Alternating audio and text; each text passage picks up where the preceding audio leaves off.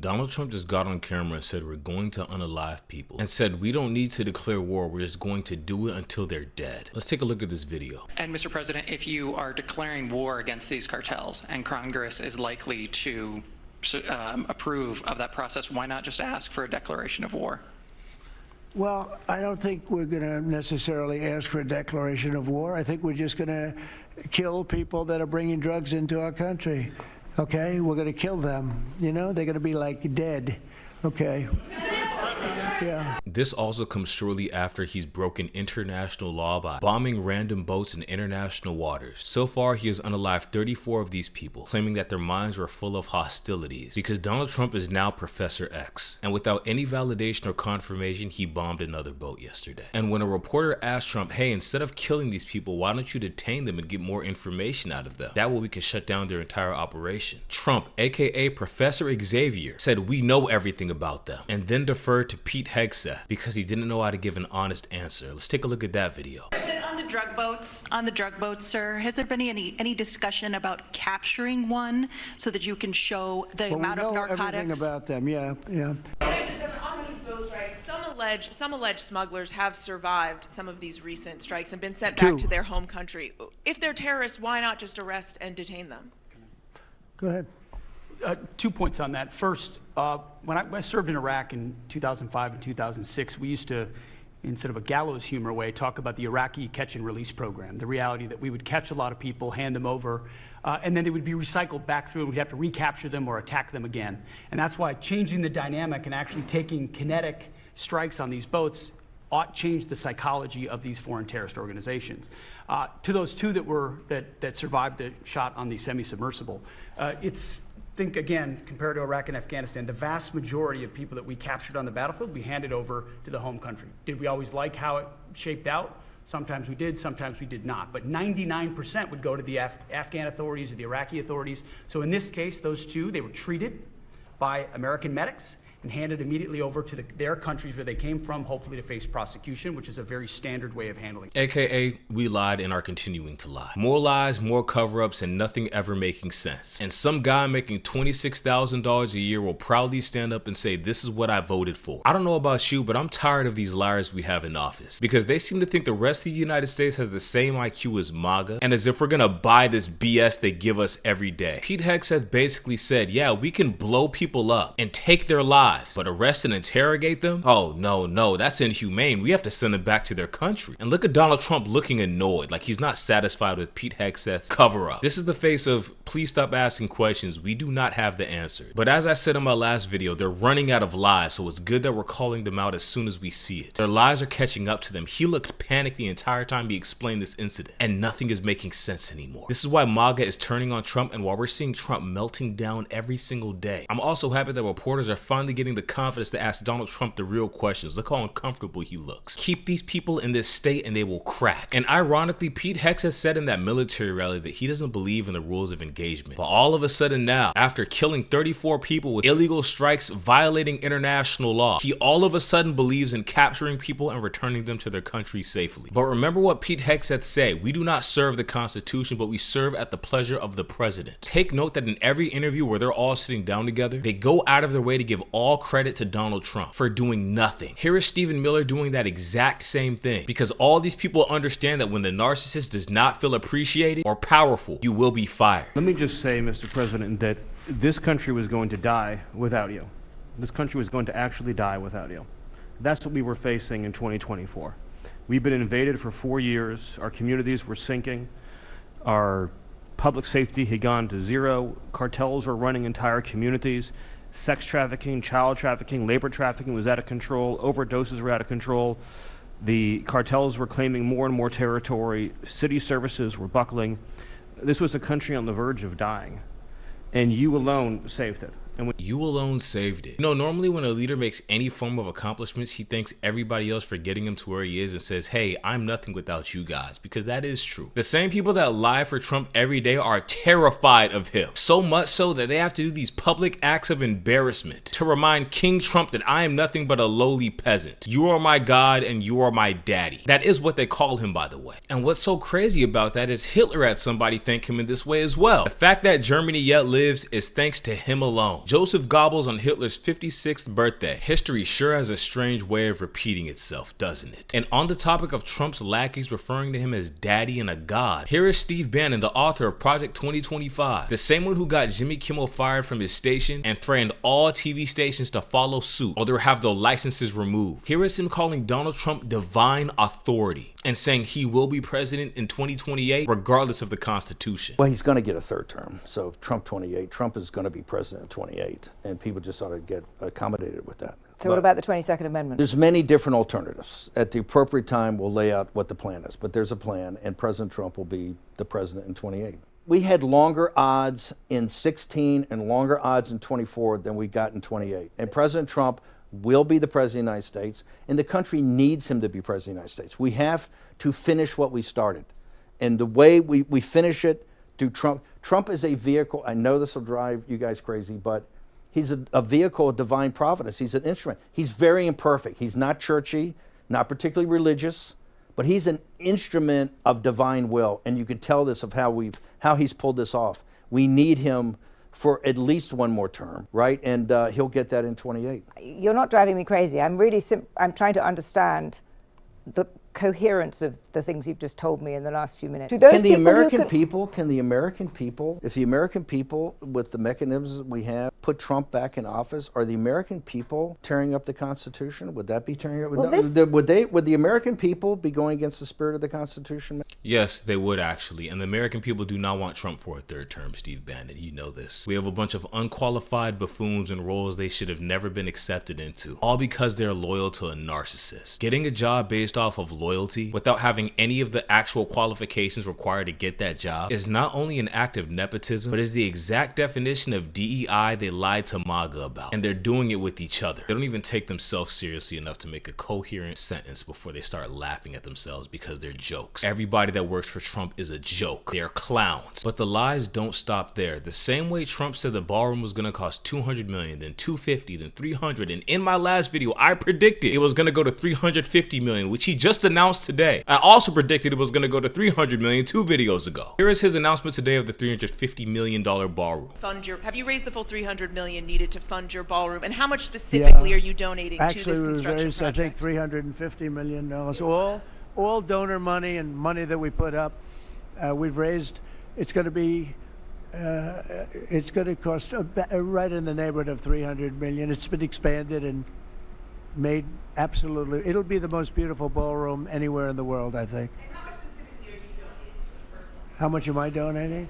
I won't be able to tell you until I finish, but I'll donate whatever's needed, I'll tell you that. I find it ironic that Trump thinks he's still going to be around for the ballroom to be finished in the first place, because we know he's going to be out of here by midterms. Furthermore, who are these anonymous donors? Because in this video right here, he said these same anonymous donors are the ones funding him deploying the National Guard on his own country, and that they just sent him a $130 million check. But guess what? If everybody that works for Trump is a loyalist, how are we going to know whether it's a donation or if it's our actual tax dollars? What billionaire would give you $130 million to deploy the National Guard without you coming out and saying who it is? The sad thing about this is Trump also has plausible deniability. It makes for the perfect lie, because you could also say, well, maybe a billionaire wants to get into his good graces, so they're sending him some money because $130 million isn't a lot to them. Impeach the president. This is getting out of control. I'm tired of this misinformation campaign. We can't even determine what is a lie and what's the truth anymore. And it's the perfect storm for somebody like Donald Trump, because any lie can be framed as the truth and any truth can be framed as a lie. What's next? The $40 billion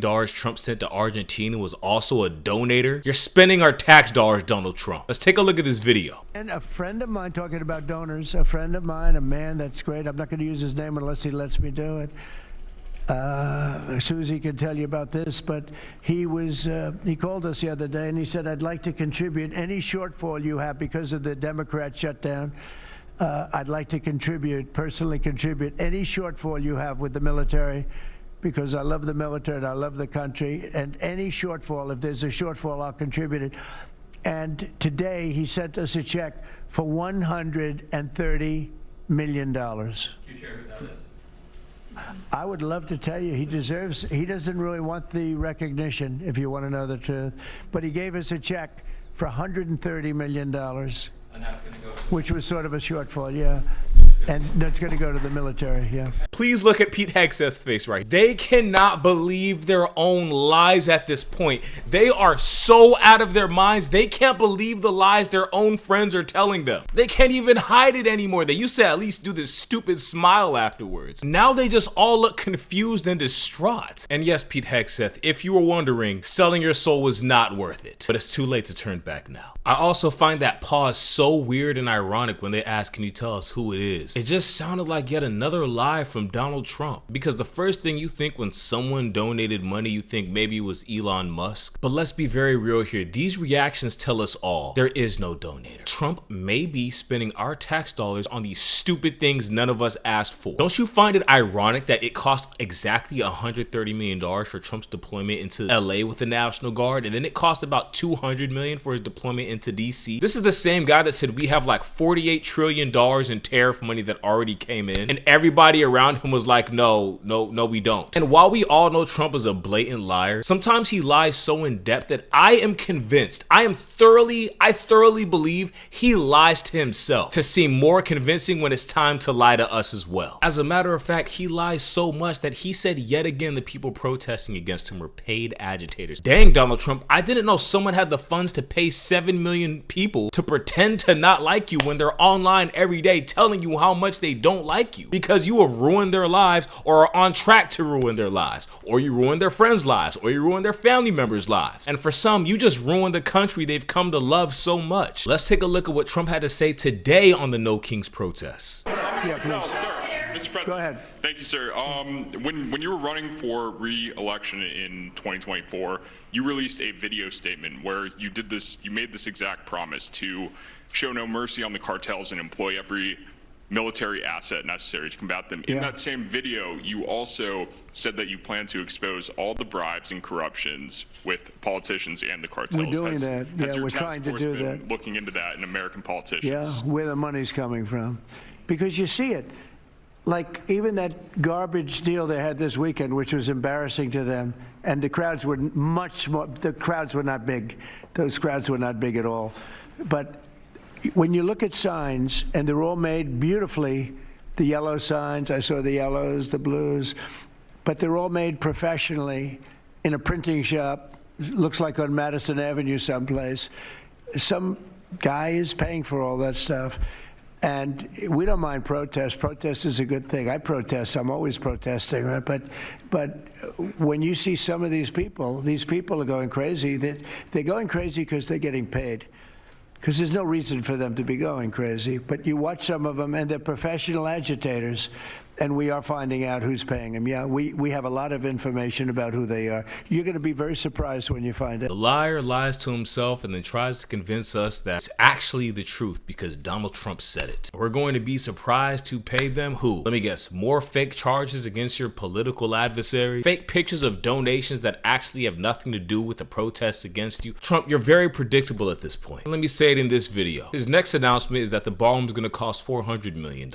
I would wager it would even go up to $500 million. I mean, truly, who has this much money to pay people to say they don't like Donald Trump? Come on! I had friends that were protesting Trump in 2019 saying, hey, you want to come to this? Nobody paid them. Surprise, surprise, when you hurt enough people who did nothing to you, they tend to not want to support you in the future and be against your actions that are intended to hurt other people as well. But remember, Donald Trump doesn't play to reality, he plays to MAGA's desires. There has to be an enemy, somebody coming for them. Great courage.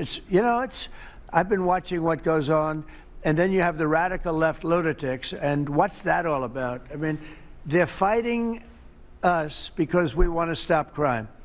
Where do these people come from? They're paid money. I guess they're paid a lot of money, but like I saw that ridiculous march the other day. I say, these people are not representative of our country. And not all of them, of course, but many of them are total lowlifes. These are lowlifes. These are people that are paid agitators, and they're not representative of our country. So A president calling his own U.S. citizens lowlives because they disagree with him. Donald Trump, there's nothing low-life about these people. They just don't believe you. I don't know if we've ever had to have a president get fact-checked so much in the history of the United States. We can only compare this level of gaslight to Adolf Hitler. I mean, the mass hysteria he somehow swept millions of people into is the same mass hysteria that we can only equate this to. Make Germany great again. Make America great again. And yet he's offended at the word Nazi, and he's offended at the word fascist. Do you know why it hurts him so much to be called these words? It's because it's what he is. And the thing a narcissist hates the most is being exposed for what they are. They can't take it. I mean, look at Light Yagami in Death Note. And I do wish that show had a lot more seasons. It was great. And if all of that is not terrifying enough, apparently by 2026, they have a plan. When we said Trump was going to call the Insurrection Act, they allegedly want the National Guard deployed in all 50 states. And when they get asked about that in this interview, instead of denying that, Pete Hegseth says, I refuse to answer that question. Let's take a look at this video. Question for Secretary Hegseth. Sir, a memo circulating on social media details the establishment of a National Guard response force that's going to be trained in crowd control and civil unrest and deployed in all 50 states by April of 2026. Can you verify the authenticity of that memo, and do you have any more information on the operations? I'm not going to answer particulars on something that may be in the planning process, but we definitely do have multiple layers of National Guard response forces, whether it's in each state, whether it's regionally, whether it's Title 10 active duty, whether it's Washington, D.C. We've got a lot of different ways that constitutionally and legally we can employ Title 10 and Title 32 forces, and we will do so when necessary. We are living in almost unbelievable times. These people are so terrified of the midterms, they have to deploy the National Guard in all 50 states for nothing. We watched them pick up trash, and then Trump get on TV and said, crime is all the way down. How would you know that without any form of measurement? If Trump really wanted to fight crime, he would lock himself up in a prison cell. And then we have to ask, what is so big that they need the National Guard in 50 states? I don't know, this is sounding a lot like Nazi Germany to me. Is this the official dictator takeover? Our Republican congressmen and our Republicans in the Senate should be ashamed of themselves for refusing to impeach Donald Trump. This is disgusting. This is a complete violation of our Constitution. And I guess my question to them would be, would you sit here and allow this for some money? Is what is about to happen to our country next worth your soul? And if anybody answers yes to that, I have no words for you. And Trump's lies do not stop there, because he quadruples down that his tariffs are the reason our economy is booming. As warehouse stores fill up and is overcrowded from morning to night, and people are eating cheese and bread for lunch and dinner. Let's see what Trump had to say about this. It's the single biggest problem that we were given. Inflation I've already taken care of. Economically, the country is the strongest it's ever been. Thank God for tariffs. If we didn't have tariffs, we'd be a third world nation. But thank God for tariffs. We're the richest nation in the world now because of tariffs, and we're able to economically protect ourselves, and we're able to really protect ourselves from a national security situation. But these people look like they have regretted all of their life choices, but it's too late to go back now. And throughout all of this, we will not be deterred, because come midterms, I have a very high feeling that Trump is going to get impeached, and it's what they're so terrified of. It's why they're doing all this in the first place. This isn't strength, it's fear. Because if Trump gets impeached, they lose everything, and America gets a country back, and the oligarchy fizzles out. And we still have not forgot about the Epstein files. Release them, Donald Trump. Thank you very much for watching this video. Please make sure to have a great day today. Leave a like, comment, and subscribe, and I hope to see you next time.